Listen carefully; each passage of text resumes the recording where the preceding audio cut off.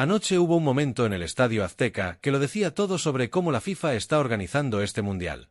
La tormenta ya había retrasado el partido una hora. Alertas de rayos, lluvia torrencial, aficionados con ponchos bailando en las gradas mientras los árbitros esperaban a que escampara. Y como parte de su comunicación sobre el retraso, la FIFA publicó un comunicado. Incluía una frase en particular que destacaba: no habrá pausas para hidratación durante este partido. La seguridad de todas las personas es la prioridad de la FIFA. Eso tenía sentido a primera vista. El partido ya estaba retrasado. La tormenta había enfriado las temperaturas en la Ciudad de México. La justificación original de las interrupciones obligatorias de 3 minutos en cada partido para proteger a los jugadores del calor extremo del verano simplemente no se aplicaba de la misma manera después de que una tormenta eléctrica hubiera pasado por el Estadio Azteca y retrasado el inicio del partido una hora. Hasta aquí todo razonable. Entonces el partido comenzó. Minutos 27. Ambos equipos fueron dirigidos a sus banquillos. En el minuto 27, un breve respiro, una pausa para hidratación, justo lo que la FIFA había anunciado que no ocurriría durante este partido. Entonces, ¿qué está pasando realmente? Analicemos todo con detenimiento.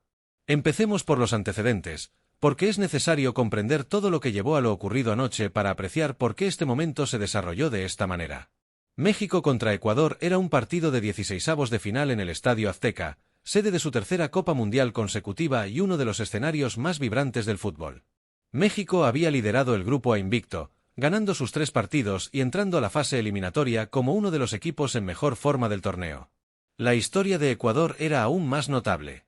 Habían perdido su primer partido contra Costa de Marfil, empatado con Curazao y luego vencido a Alemania 2-1 en su último partido de grupo, en una de las mayores sorpresas de toda la fase de grupos. Un resultado que les permitió clasificarse a los octavos de final en el último momento. La lluvia llegó antes del pitido inicial, intensa y persistente, acompañada de relámpagos en las inmediaciones del estadio. La respuesta de la FIFA fue profesional y apropiada, retrasó el inicio una hora, emitió comunicados priorizando la seguridad y, lo que es crucial, anunció que el partido se disputaría sin las pausas obligatorias para hidratación, que se han convertido en uno de los aspectos más comentados de todo el torneo. Aquí es donde la cosa se pone interesante, porque la justificación de la FIFA para suspender las pausas era implícitamente un reconocimiento de algo que los críticos han estado diciendo desde el primer partido del torneo. Las pausas existen, al menos en parte, como respuesta al calor. Cuando el calor no es un factor significativo, se pueden omitir. Los jugadores que estuvieron en el campo anoche, con sus uniformes empapados tras una interrupción por la tormenta, jugando en condiciones que habían sido enfriadas físicamente por el clima, no necesitaban pausas para hidratación para controlar el calor. El propio comunicado de la FIFA lo confirmó, y aún así, las pausas se llevaron a cabo. El blog en directo de NBC News capturó el momento con precisión. Lo escribieron claramente. Aunque la FIFA anunció antes del partido que la demora de una hora por el clima provocaría que el juego se jugara sin pausas para hidratación, México y Ecuador se retiraron a sus banquillos en el minuto 27 para un breve respiro. Sin ánimo de manipulación editorial, solo una observación. La FIFA dijo que no habría pausas. La pausa ocurrió. Esto importa porque no es una peculiaridad aislada. Es el último capítulo de una controversia que comenzó el primer día de este torneo y que ha ido creciendo desde entonces. Volvamos al 11 de junio, al partido inaugural, México contra Sudáfrica en el Estadio Azteca. La pausa para hidratación en la segunda mitad tenía a los jugadores listos para reanudar el juego mientras la transmisión de Fox Sports aún mostraba comerciales. La reportera Roma Molina fue la primera en documentar lo sucedido. Se les dijo a los jugadores que esperaran antes de reanudar el juego porque las transmisiones de televisión aún estaban en curso. Algunos televidentes que veían el partido desde casa se perdieron la reanudación por completo. Los jugadores, según relatos de aficionados compartidos en redes sociales, finalmente reanudaron el juego de todos modos, gritándole al árbitro que dejara continuar el partido. Como resultado, la transmisión de Fox perdió varios segundos de juego en vivo. Eso no es la FIFA velando por el bienestar de los jugadores. Eso es un árbitro que mantiene un partido del Mundial para la programación comercial de una cadena estadounidense. Ahora bien, aquí está el detalle sobre la pausa entre México y Ecuador en particular.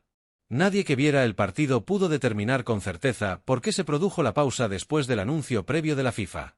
¿Acaso los oficiales seguían un protocolo establecido que anulaba la declaración específica? ¿Fue un malentendido entre el Departamento de Comunicaciones de la FIFA y los árbitros en el campo? ¿Hubo alguien con intereses comerciales involucrado en la decisión? Nada de eso está confirmado públicamente. Lo que sí está confirmado es la secuencia. La FIFA dijo que no habría pausas. La pausa se produjo. Esa secuencia, en el contexto de todo lo anterior, es lo que está generando la indignación. Esto importa debido a la importancia que ha tenido la cuestión de la publicidad comercial en cada controversia sobre las pausas para hidratación desde diciembre de 2024, cuando la FIFA anunció la política por primera vez. En ese anuncio, el director de torneos de la FIFA, Manolo Zuberi, confirmó que las cadenas comerciales tendrían la opción de mostrar anuncios durante las pausas. Esa confirmación, incluida en el anuncio de una medida de bienestar para los jugadores, fue el origen de las sospechas que han acompañado cada interrupción desde entonces. La política es específica. Las pausas ocurren aproximadamente a los 22 minutos de cada tiempo. Los anunciantes pueden emitir contenido durante la interrupción. La FIFA recauda ingresos a través de sus acuerdos de transmisión. Nadie ha dicho oficialmente si esos imperativos comerciales influyeron en la decisión de proceder con una pausa en Ciudad de México anoche, a pesar de la declaración anterior que decía que no habría pausas. Pero esa es solo una parte de la historia, porque la reacción negativa también ha sido impulsada por lo que los propios jugadores han dicho a lo largo de este torneo y sus voces son las más difíciles de ignorar. Virgil van de JK argumentó que cada dama debería ser juzgada individualmente en lugar de aplicar una regla general. Dier Deschamps describió las pausas como una división de los tiempos, convirtiendo efectivamente el partido en 4 cuartos en lugar de 2 tiempos, una descripción que ofreció con naturalidad en lugar de como una queja, pero que dejó claro que el cambio estructural era algo que había notado y que debía tener en cuenta en su enfoque de entrenamiento. El seleccionador uruguayo Marcelo Bielsa criticó públicamente los descansos antes del partido de su equipo contra Cabo Verde. Y la reacción de los aficionados partido tras partido ha sido constante. Estadio AT&T en Arlington con Inglaterra contra Croacia, bebidas alcohólicas cuando llegó el descanso bajo un techo cerrado con aire acondicionado encendido.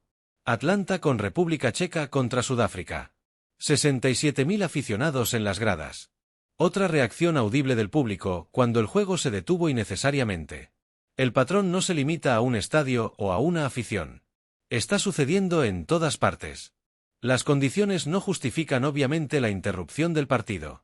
He aquí la comparación histórica que ayuda a comprender por qué esta controversia en particular cala más hondo que las quejas habituales previas a un torneo. Cada Copa del Mundo desde 1990 hectáreas, incluido algún tipo de acuerdo televisivo comercial que ha moldeado la forma en que el deporte se presenta a nivel mundial, publicidad durante el descanso, gráficos superpuestos en las transmisiones, marcas de patrocinadores en las zonas de carrera de penalti. Estas integraciones siempre han generado comentarios y luego se han incorporado a la forma en que el deporte funciona en el mundo moderno. Los descansos para hidratación son diferentes en un aspecto específico. Se trata de cambios en las reglas del juego en sí, no de añadidos al paquete de transmisión que lo rodea. La estructura básica del fútbol, 90 minutos de juego divididos en 2 mitades, es una de las características más fundamentales del deporte. Es anterior a las ligas profesionales, a las competiciones internacionales, a la televisión abierta. La estructura de 2 mitades es la base del deporte. La introducción de interrupciones obligatorias de 3 minutos en momentos específicos de cada partido, independientemente de las condiciones, cambia esa arquitectura fundamental de una manera cualitativamente diferente a cambiar el logotipo de un patrocinador detrás de la portería. La interrupción entre México y Ecuador anoche, en un partido jugado después de una demora por tormenta en condiciones que la propia FIFA había decidido que no requerían interrupciones, expone esa arquitectura de manera más cruda que casi cualquier otro incidente en el torneo hasta ahora. Humanicemos esto por un momento, porque detrás del debate institucional hubo fútbol real anoche que merecía ser la noticia principal. México ganó 2-0. Julián Quionus anotó en el minuto 22 con un misil de derecha al primer palo después de mantenerse en posición legal para recibir un pase profundo de Roberto Alvarado. Un gol que llegó justo cuando los aztecas empezaban a encontrar su voz a pesar del clima húmedo. Raúl Jiménez añadió un cabezazo más tarde para sentenciar el partido. El impacto del veterano delantero frente a su afición fue precisamente el tipo de momento mundialista que define una carrera. Los aztecas nunca habían visto a México perder en la Copa del Mundo en las ediciones de 1970, 1986 y ahora 2026, y ese récord continúa. Ecuador luchó como lo hizo durante toda esta improbable racha. Habían llegado a 16avos de final tras vencer a Alemania, uno de los resultados más sorprendentes del torneo, y presionaron a México con fuerza en algunos momentos, como el caño de John Yeboah a César Montes, que creó uno de los momentos individuales más memorables de la noche. Pero México fue simplemente mejor, y la energía de los aztecas, audible y constante a pesar de las condiciones de lluvia, hizo que la diferencia fuera palpable. El fútbol mereció toda la atención de los espectadores. La cuestión de si una pausa para hidratación fue apropiada anoche desvió parte de la atención, y ese robo de enfoque es parte de lo que hace que esta controversia importe. Entonces, ¿en qué situación quedan las cosas de cara a los octavos de final? La FIFA no se ha pronunciado sobre la discrepancia entre el comunicado previo al partido de anoche y lo que realmente sucedió en el campo en la Ciudad de México. No ha habido una explicación formal de por qué se llevó a cabo la pausa a pesar del anuncio previo. Dado lo rápido que se suceden estos partidos en las rondas eliminatorias, es poco probable que haya una respuesta formal antes de la próxima ronda de partidos. Lo más probable es que este incidente específico se sume a una larga lista que se ha ido acumulando desde el 11 de junio. El día inaugural, la pausa comercial de Fox Sports que se extendió más de lo previsto, los abucheos en Dallas y Atlanta, la aplicación uniforme de pausas en estadios cubiertos con aire acondicionado donde la justificación original claramente no se aplicaba. Y ahora esto, una pausa en un partido donde el propio comunicado previo al partido había dicho explícitamente que no habría ninguna. ¿Qué opinas? ¿Representa esta secuencia de eventos, desde el incidente de Fox Sports en el día inaugural hasta el inexplicable cambio de anoche, que la FIFA haya perdido el control de su propia política de hidratación? ¿O creen que hay una explicación razonable para la divergencia entre la declaración y la decisión del partido? Me interesa mucho saber su opinión. Dejen sus comentarios abajo. Si les pareció útil este análisis, un me gusta ayuda mucho. Y suscríbanse para estar al tanto de todas las novedades a medida que se vaya definiendo el panorama de los octavos de final.